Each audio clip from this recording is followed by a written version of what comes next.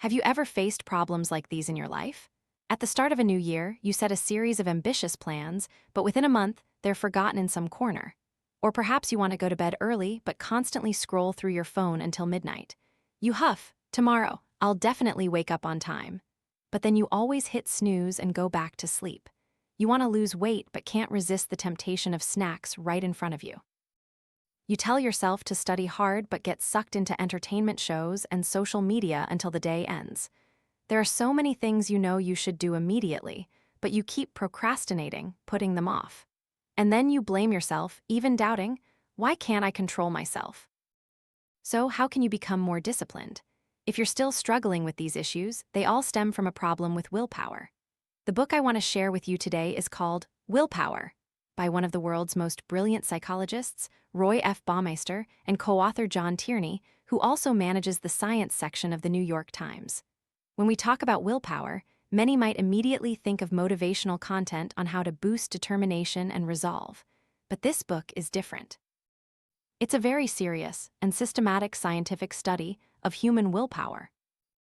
Willpower is a factor that affects almost every aspect of our lives, from procrastination and exercise to financial management, effective work and study, achieving excellence, and much more. Reading this book, you'll understand the principles of how willpower operates through fascinating scientific experiments, and you'll be able to derive methods to cultivate and maintain willpower, thereby developing yourself and changing your life. Now, let's dive into the main content of today's discussion. Why do you easily get irritable and discouraged? First, to understand why we lack the willpower to be more disciplined, you need to understand why you often get angry, irritable, or simply tired and disheartened in daily life. The book describes an experiment called the carrot experiment. The authors invited a group of very hungry students and divided them into two smaller groups. The first group was given warm, delicious-smelling cookies and could eat them whenever they wanted. The other group sat next to them but was only given carrots. They could see and smell the delicious cookies from the adjacent group, but they weren't allowed to eat them. They could only eat their carrots. After sitting there for some time, both groups were invited to another room to answer incredibly difficult questions. In reality, these questions had no solutions. The author's purpose wasn't to find answers, but to see which group could persevere the longest. The final results showed that the group who ate the warm cookies could persist for an average of 20 minutes, while the group who ate carrots could only last 8 minutes. This is a huge difference, leading to a crucial conclusion. Willpower is a finite energy resource within a given time. The people in the group who could only eat carrots had largely depleted their willpower, resisting the allure of the cookies. Therefore, the willpower needed to solve the difficult questions was exhausted. If you let yourself resist a mess of things throughout the day, like enduring heavy traffic, annoying colleagues, a demanding boss, naughty children, the temptation of desserts or lunch, and so on, by the time you're left with little willpower, you'll fall into a state of ego depletion, meaning your self-control is completely drained. Neuroscientists have scanned brains and found that people in this state show significantly reduced brain activity, making them easily distracted, prone to mistakes, and struggling to control their emotions, even overreacting to trivial matters. It's no wonder that modern people are more likely to argue after work than in the morning. In the morning, your willpower battery is full, so you have high self-control. But in the evening, when willpower is depleted, phenomena like yelling, hitting children, marital arguments, and children's tantrums easily occur. There's a saying that rings true: we get angry at life and then turn around and scold our loved ones. This is proof that you lack willpower and are gradually having your energy drained by life. As Shakespeare once said, sometimes we are devils to ourselves, because we've trusted too much in ourselves, and that resolve is too fragile and changeable, ultimately destroying our own lives. People who have quit smoking can feel it most acutely. They become hot-tempered when abstaining. The same goes for those who diet by fasting. In the period of self-restraint, people often expend a great deal of willpower. One author wrote in their autobiography, "Finally, I quit that shameful habit of smoking, and now I am a non-smoker. But I've become very hot-tempered.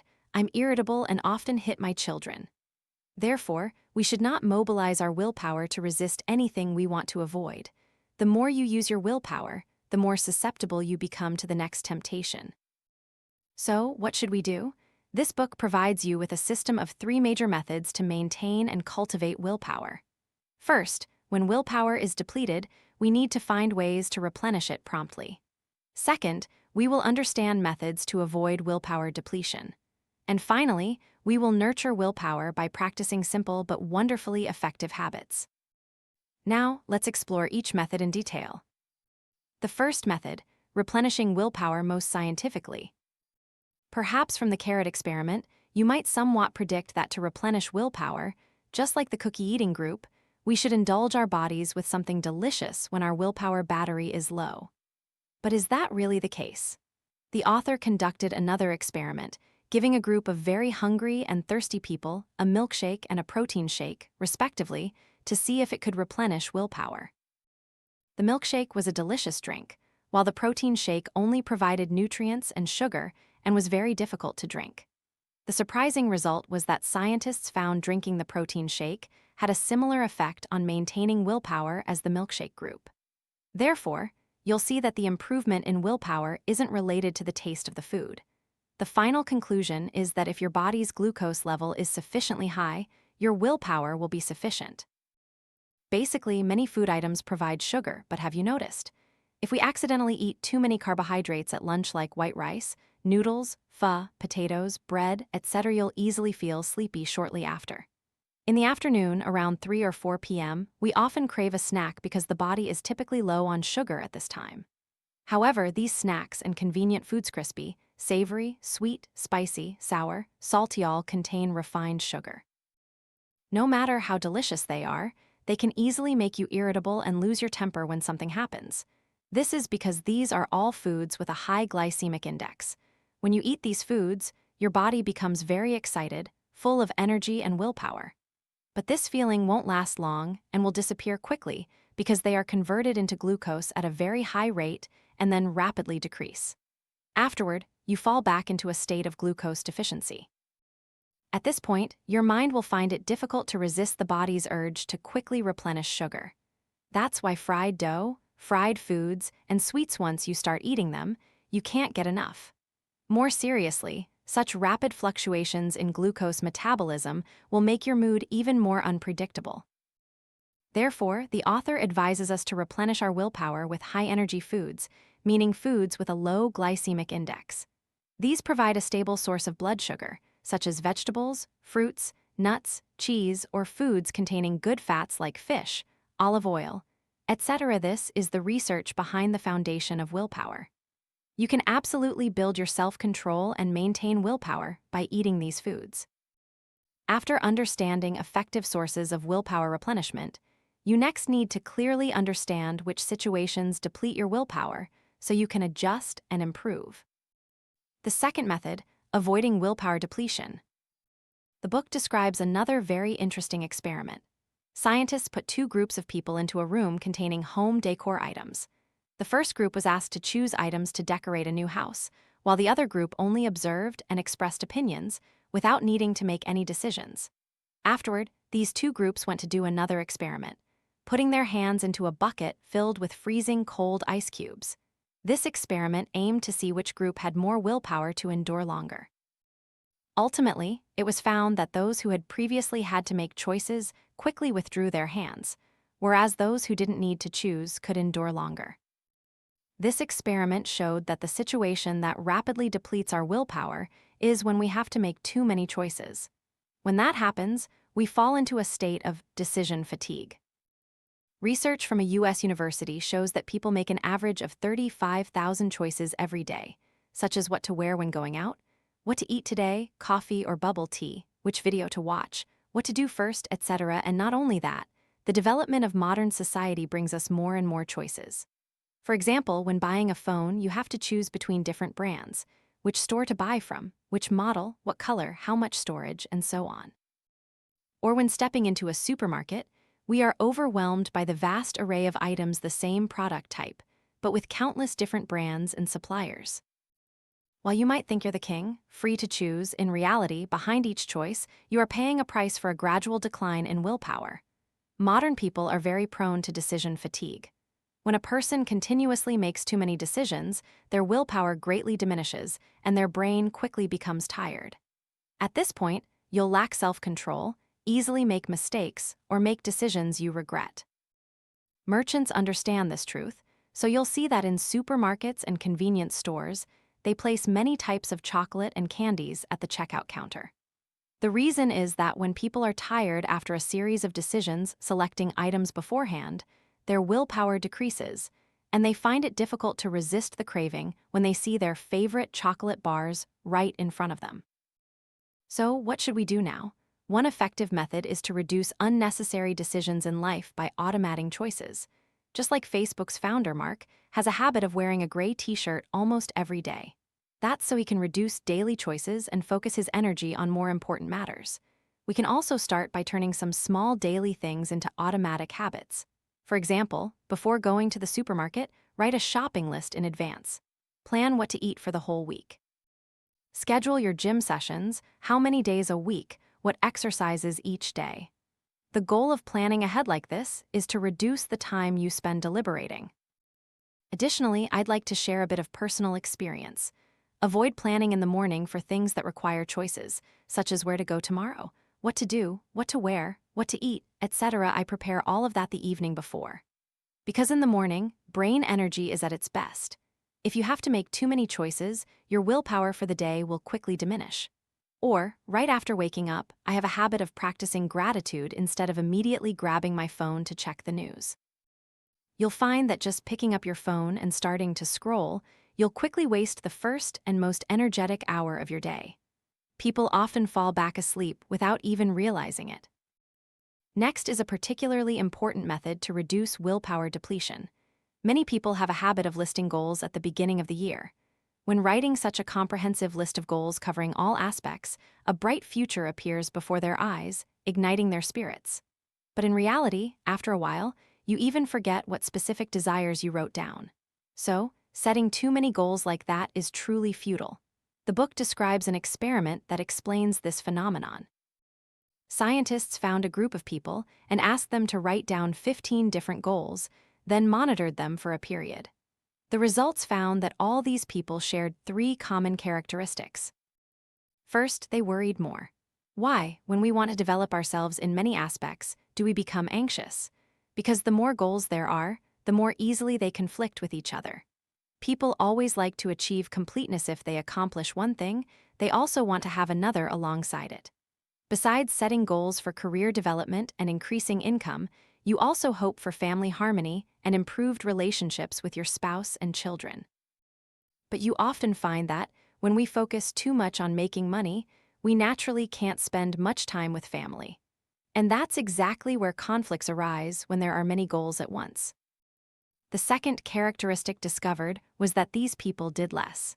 Simply because when there are too many goals, they don't have enough willpower to accomplish all of them. Both their physical and psychological conditions gradually deteriorated. Therefore, don't set too many goals for yourself at the beginning of the year. Too many goals at once will lead to us achieving nothing at all. There's a statistic from gyms showing that the period when people sign up for gym memberships the most is after the Lunar New Year holiday. But many people, after getting a membership, rarely or even never go to the gym. So the best way is to focus on only one goal at a time and mobilize all your willpower to achieve that one goal. When you accomplish one thing, you'll become increasingly confident, which in turn boosts your willpower, allowing you to tackle other tasks. The third method, long-term vision with a long-term plan. This is an incredibly essential method. Let's answer a small question together. Jay is drinking coffee in a restaurant and he's thinking about what time he'll have to. What time would you fill in the blank? According to research, people with low willpower usually fill in a relatively short time. Scientists also invited drug addicts to participate in the experiment and found that a large number of people filled in today, tomorrow, or within a week. They also surveyed gambling addicts, and most of them preferred a risky strategy, winning a large sum of money quickly. In the long run, earning small amounts of money repeatedly is much better than taking risks, but they still want quick wins. Or people addicted to alcohol, drugs, cigarettes, etc., are all typical victims of limited vision. They don't realize the long-term severity of these habits and how they can harm physical and mental health. Another experiment further confirms the impact of long-term vision on willpower development.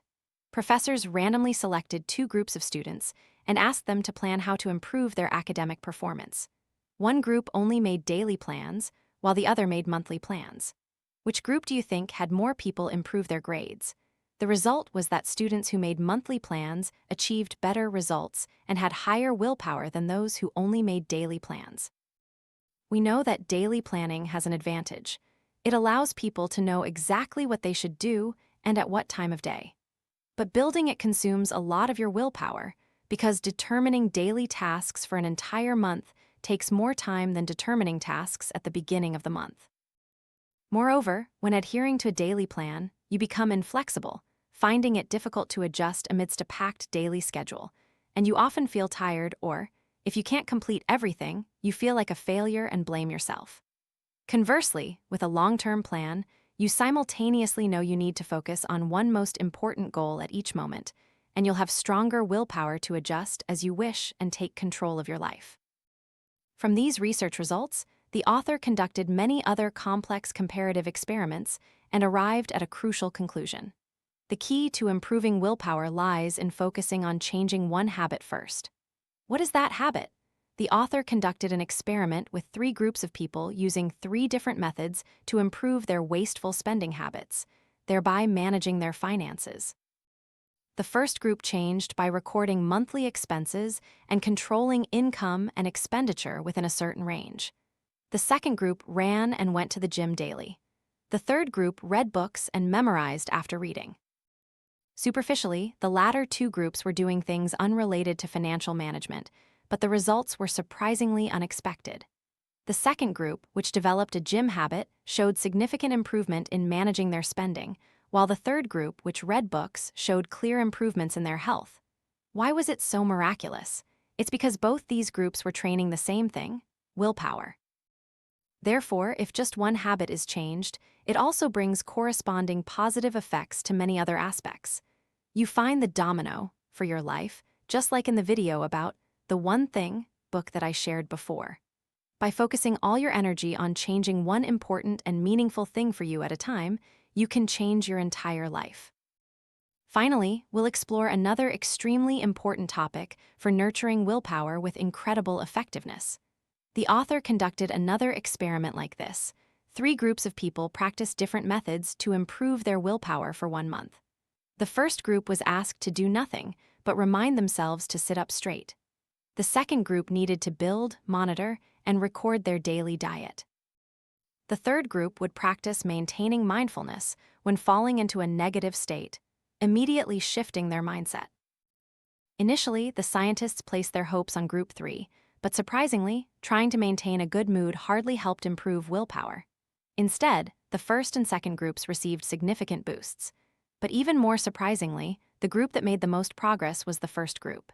Simply by practicing maintaining an upright posture for 1 month, you will see your overall willpower significantly improve. This is truly a particularly interesting discovery. So, why is this the case? Because merely trying to keep a happy mood doesn't rely on willpower. While monitoring your diet requires willpower, its intensity isn't high because it only provides feedback without much challenge to willpower. What truly challenges your willpower the most is sitting up straight anytime, anywhere.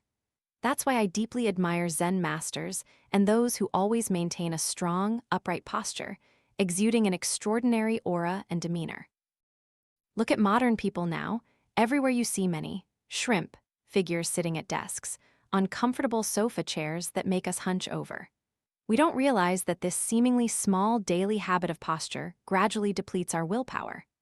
I believe the greatest inspiration this book provides is that it tells you that from now on, you don't need to set yourself a grandiose plan overflowing with ideals. Don't demand too much of yourself. I should do this, I should do that, etc. You'll get frustrated, blame yourself, and can't do anything completely. Simply improve step by step and start by reminding yourself to sit up straighter every day. Just persevere for 1 month with such a small habit, and you won't believe how it can gradually change your entire life. Additionally, there's another fascinating discovery. The author, as a scientist, didn't believe in the power of religion. But when studying people with religious beliefs, he found they all had extraordinary willpower compared to average people. This is because a religious belief helps people achieve consistency and minimizes goal conflicts. When you believe that everything is preordained by God, that everything in life follows the law of cause and effect, then no matter what happens, you feel much calmer. You won't get entangled in worldly desires like, I want this, or I must have that. When there are many conflicting goals, your willpower will decrease. Moreover, people with developed spiritual lives often practice meditation. We've long known that science has proven meditation helps brain development, or those who practice spirituality often train themselves in mindful behavior. They believe God is watching their every step. Or many people believe that good and bad deeds and acts of compassion have karmic consequences. Therefore, they can maintain discipline and regulate their behavior better. From an idealistic perspective, we might see that people with spiritual beliefs achieve this because an invisible power is blessing them. But from a scientific perspective, the author explains that it is actually the process of such spiritual practice that contributes to training and cultivating their wonderful willpower. In summary, willpower is a unique power that helps us become stronger and live more thoughtfully than other animals. Humans are the only species with strong willpower. Born and living in a material world, you may have been, and are, straying off course, caught in the whirlpool of temptation and desires. If you cultivate this unique ability within yourself, you can transform willpower into the strength to change your destiny and become more disciplined to truly live. Because, after all, discipline is true freedom. I hope this book helps you nurture and maintain strong willpower within yourself. If you found this helpful, please share it with those who need it. Thank you for listening, and I'll see you in the next videos.